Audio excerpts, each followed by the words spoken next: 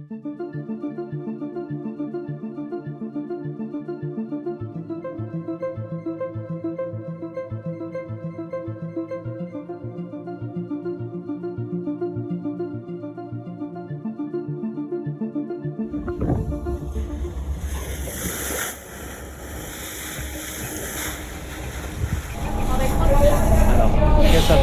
je m'appelle Naomi, je travaille chez Veja depuis 2 ans en tant que graphiste.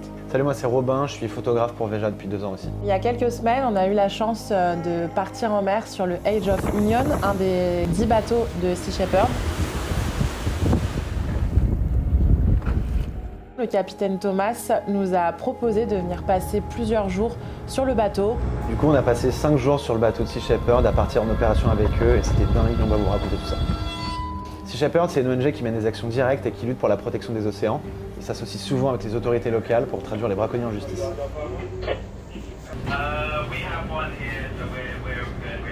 Le voyage commence le mardi après-midi sur le port de La Rochelle. On rejoint l'équipe du Age of Union qui, elle, s'apprête à partir pour 3 mois.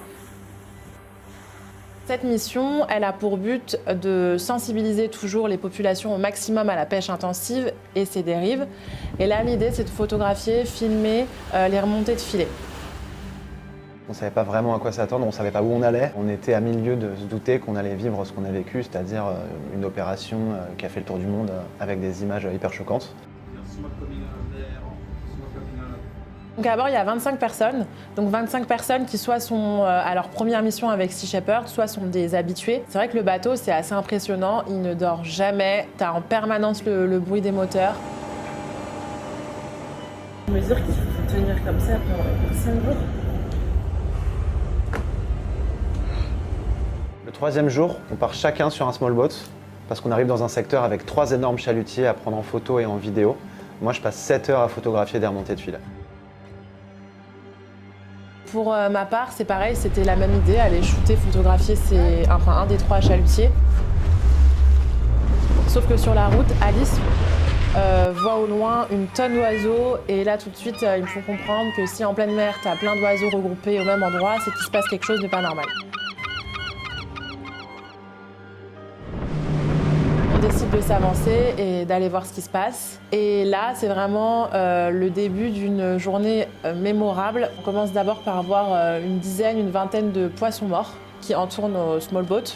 On comprend pas trop ce qui se passe. Donc là, le bosco de mon small boat contacte par radio le capitaine de Sea Shepherd et lui fait savoir qu'il se passe quelque chose d'étrange en mer et qu'on vient peut-être de trouver une des dérives de cette pêche intensive. On continue notre route et un peu plus loin, pareil, ça continue, mais cette fois, c'est pas une vingtaine, c'est une centaine de poissons morts. C'est à ce moment-là que grâce au drone de l'équipe de Sea Shepherd, on a pu observer cette image qui a fait le tour du monde.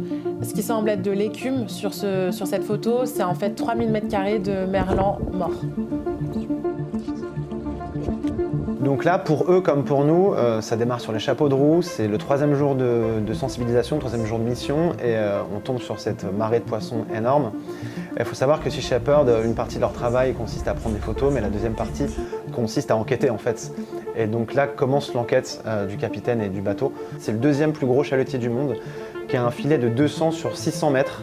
Ça fait 17 terrains de football, et ça peut pêcher jusqu'à 250 tonnes par jour de poissons. D'ailleurs, ce bateau, il est interdit dans plusieurs pays, dont l'Australie. Il a des méthodes de pêche très controversées. C'est hallucinant, la taille de ce bateau. On s'est retrouvé vraiment collé au bateau avec les small boats, on lui a tourné autour. Et on se retrouve devant un building flottant, une usine flottante. C'est un bateau qui peut stocker jusqu'à 6000 tonnes de marchandises, donc c'est assez énorme. Ouais, et ce qui leur arrive parfois, c'est de devoir faire de la place dans leur stock, dans leur espace de stockage. Du coup, ils relâchent des poissons déjà pêchés, morts, pour pouvoir aller pêcher autre chose à côté. Pour ma part, c'était une expérience de dingue. J'ai l'habitude de bosser sur des reportages, mais là, pour le coup, c'était un des reportages les plus impactants sur lequel il m'était été donné de bosser, parce qu'on était en pleine mer, parce qu'on était avec des activistes hyper engagés. Pour moi, c'était pareil, une expérience inoubliable. On a rencontré des gens géniaux.